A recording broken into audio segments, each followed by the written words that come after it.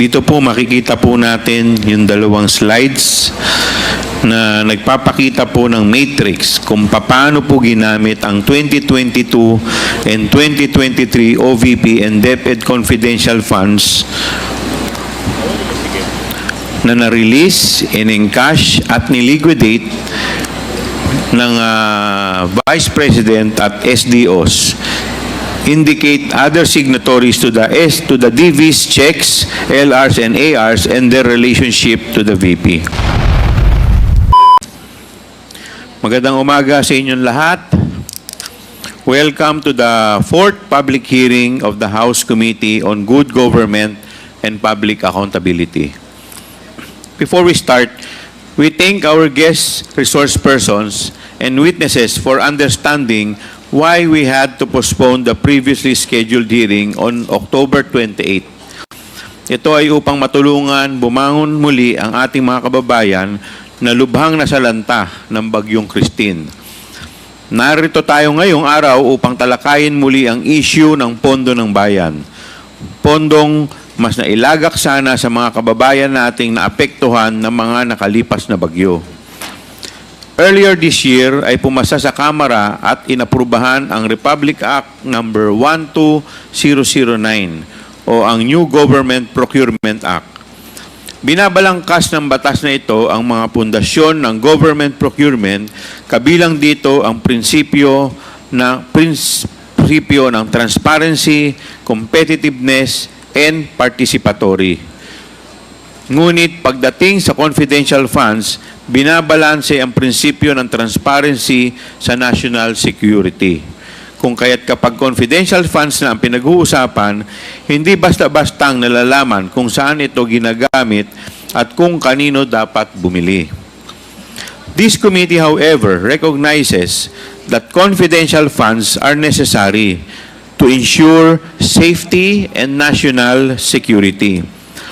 Ngunit dahil ang confidential funds ay natural na palihim kung gamitin, madaling maabuso ang paggamit nito, lalo na kung hindi mahigpit ang patakaran sa paggastos nito. Natural lamang na ang mga pagkakalooban ng confidential funds ay mga ahensyang mapagkakatiwala ang gagamitin nito para sa mga programang pangseguridad ng bansa. Ito ang pakay ng inquiry ng komiting ito. Inaalam natin kung, number 1, saan at paano pwedeng pagsamantalahan ang confidential funds. Number 2, ano ang ahensya ng pamahalaan ba ang karapat-dapat pagkalooban nito? At ang ikatlo, ano ang dapat ilagay sa batas upang maiwasang maabuso ang paggamit nito upang protektahan ang kaban ng bayan mula sa mga abuso? Ganun na lamang ang pagkadismaya marahil ng karamihan sa mga natutuklasan natin dito sa House Blue Ribbon Committee. Nakita natin dito kung paano ginamit at ginastos ng Office of the Vice President at ng Department of Education ang pondong kompidensyal na ipinagkaloob sa kanila sa mga taong 2022 and 2023. Marahil, pwede nang masabing improper ang gamit sa confidential funds ng mga ahensyang ito. Upang mas mabigyan pa tayo ng linaw, nararapat na masagot ang katanungang ito. Anong nangyari sa pera ng taong bayan? Masasagot lamang ito ng dalawang tao. Una, ang head of agency, which in the case of both the OVP and the DepEd is the Vice President. At ikalawa, ang Special Disbursement Officer, SDO, na sila Ms. Gina Acosta para sa OVP at Mr. Edward Fajarda para sa DepEd. Ngunit ni isa sa mga ito ay hindi nagpapakita sa atin. Pakita po yung slides. Your Honor, the Information Technology Department is having difficulty in flashing it. There you go, Your Honor. Dito po makikita po natin yung dalawang slides na nagpapakita po ng matrix kung paano po ginamit ang 2022 and 2023 OVP and DepEd confidential funds na na-release, in-encash at niliquidate ng Vice President at SDOs indicate other signatories to the DV's checks, LRs and ARs and their relationship to the VP. Ang tumitestigo lang sa ating investigasyon ay sina former USEC Gloria Mercado at USEC Annalyn Sevilla mula sa DepEd, ang dating SDO ng DepEd na si Edward Farda ay napag-alaman naming lumipat na sa OVP. Hindi maiiwasang magtaka ang iba na bakit OVP at DepEd lang ang nakasalang sa usapin ng confidential funds. We have to start somewhere. At dahil nasimulan na natin ito, nakita natin na ang mga kaduda-dudang justification sa gastos para sa safe houses worth 16 million for 11 days at 15 million para sa youth leadership program kung saan pondo naman pala ng Philippine Army ang ginamit. Our inquiry does not end with 15 or 16 million or 73 million. Sa totoo lang, 612.5 million ang kabuuang halaga ng confidential fund ang ibinigay sa OVP and DepEd sa loob ng 2 taon. Dito po makikita po natin ang graph showing disbursement to OVP and DepEd totaling 612.5 million. Nasaan na ngayon ang 612.5 million? Sino ang gumastos nito at para saan ito ginastos? Dahil dinisalaw ng COA ang 73 million confidential funds ng OVP, ating siniyasat kung bakit ito nangyari, saan napunta at paano ito ginamit. Ngunit kung susumahin ang lahat ng confidential funds ng OVP at DepEd, ito ay abot sa higit kalahating bilyong piso o 612.5 million. Base sa salaysay ng mga testigo at mga dokumentong nakalap, lumalabas na pawang hindi ka panipaniwala, haka-haka o gawa-gawa lamang ang mga proyekto at programang pinaglaanan at ginastusan ng confidential funds. Kumbaga, bogus, dahil hindi may paliwanag kung saan ito talaga napunta.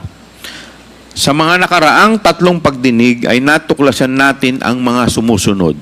Una, para po sa taong 2022, kasama sa 125 million confidential funds ng OVP na ginastos, sa loob lang ng 11 araw, ang 16 million nito ay ginastos para sa upa at maintenance ng 34 safe houses.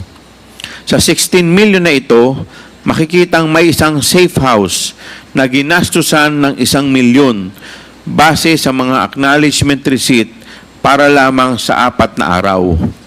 Lumalabas na 250,000 per day ang upa at maintenance nito. Marahil kahit mag-check-in ka pa sa pinakamahal na hotel dito sa bansa ay hindi aabot ng ganitong kalaki ang iyong bill. Para sa taong 2023, the OVP spent confidential funds amounting to 125 million for the first 3 quarters, or a total of 375 million. The OVP spent for safe houses alone 16 million in the first quarter, 16 million in the second quarter, and 5 million in the third quarter. Next slide, please. Dito po makikita po natin emphasizing the amount spent for safe houses in relation to the months it supposedly covered. Talaga bang kinakailangan nila yung mga safe houses na to? Legitimate po ba yung paggastos nila dito? Bakit kaya hindi na sila gumastos para sa safe house sa buong taon ng 2023? Pangalawa, aside from the anomalous and unreasonable amounts paid for the safe houses, For the other expenses po na ginamitan ng confidential fund ay may similar pattern. Hindi reasonable ang halaga at mas malala ay umabot ng 612.5 million ang gastos na suportado lamang ng acknowledgement receipts with only basic details which can be easily fake.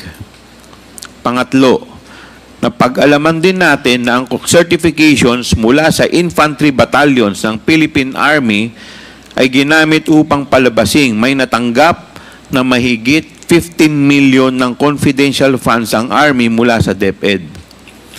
Subalit, mariing pinabulaanan ito ng mga mismong pumirma sa mga certifications.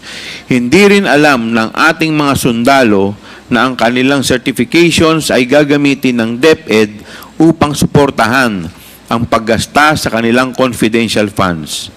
Sana ba talaga ginastos at napunta ang pera kung hindi naman pala ito ginastos para sa Philippine Army? In Audit Observation Memorandum number 2024-015 dated February 1, 2024, first AOM, the COA flagged the report. Payment of rewards to the informers in the amount of 7,509,000 in the first quarter of 2023 and 8,031,000 in the second quarter of 2023 because these expenditures were not supported with required documents. In sum, this amounts to 15,540,000 of public funds. Walang ebidensya kung saan ginastos at walang konkretong pagpapatunay na ito ay pinamigay bilang kantimpala sa mga taong nakapagbigay ng mahalaga at makatotohanang impormasyon maprotektahan ang ating mga kabataang estudyante. Sa nakaraang pagdinig at nagmula kay Atty. Powa utos kay Yusek Mempin upang humingi ng katibayang maibibigay sa COA upang patotohanan ang paggasto sa confidential funds. Si Yusek Mempin naman, na dating commander ng Task Force Davao, ang humagilap ng certifications at ginamit na nga ito ni Atty. Powa sa pagsagot sa first AOM ng COA. Sinabi ni VP Duterte sa kanyang letter dated April 17, 2024, first AOM response na hinanda ni COS Powa, the 15,540,000 was used for financial rewards given to informers for leads and or integral information received, which supposedly allowed the DepEd to formulate narrowly targeted programs, information campaigns, and intervention against recruitment, violent extremism, and other criminal activities in specifically identified communities. Pinapalabas sa sulat na kabilang sa mga programang kanilang finormulate ay ang Youth Leadership Summit o YLS, and Information Education Campaign, IECS. Ngunit ito ay tahasang pinabulaanan ng mga AFP officers na pumirma sa mga certifications na hiningi ni Yusek Mempin. Pang-apat, lahat ng mga testigong humarap sa kamera ay nagsabing hindi nila alam nasaan ang pera at saan pumunta ang pera. As stated by Atty. Powa, when it comes to confidential funds, only two persons can answer the question: the VP herself and the Special Disbursing Officer, Mr. Edward D. Fajarda. Subalit, wala na si Mr. Fajarda sa DepEd. Siya ay nasa OVP na at kabilang sa mga tumatangging humarap sa ating pagdinig. Marahil, mas makabubuting kung sa halip na mag-presscon ay dumalo na lamang sa ating mga pagdinig upang harapin ang mga katanungang ito under oath kabilang ang kanyang mga tauhan. May paliwanag o wala, isa lang ang tiyak na sagot. Malamang hindi napunta ang confidential fund sa mga estudyante pati sa kanilang seguridad. The numbers drawn came from the very documents submitted by the Vice President. To close, I emphasize that the discoveries made by the committee is just the tip of the iceberg. Marami pa po tayong kailangan malaman at mahalagang dapat malaman kung saan napunta. Malinaw na madaling abusuhin ang confidential fund kung masyadong maluwag ang mga panuntunan sa paggamit nito. COA has been basically reduced to the ministerial task of checking whether the documents required to be submitted with respect to the confidential expenses are complete, without even checking the veracity of the information contained in these documents, compared to the audit of regular funds where transactions need further substantiation. This must be addressed to prevent not only leakage of government resources, but to close an avenue for graft and corruption. The mission of the committee is to craft a bill considering this relevance, these revelations to regulate and ensure the proper use of confidential funds. Maraming salamat.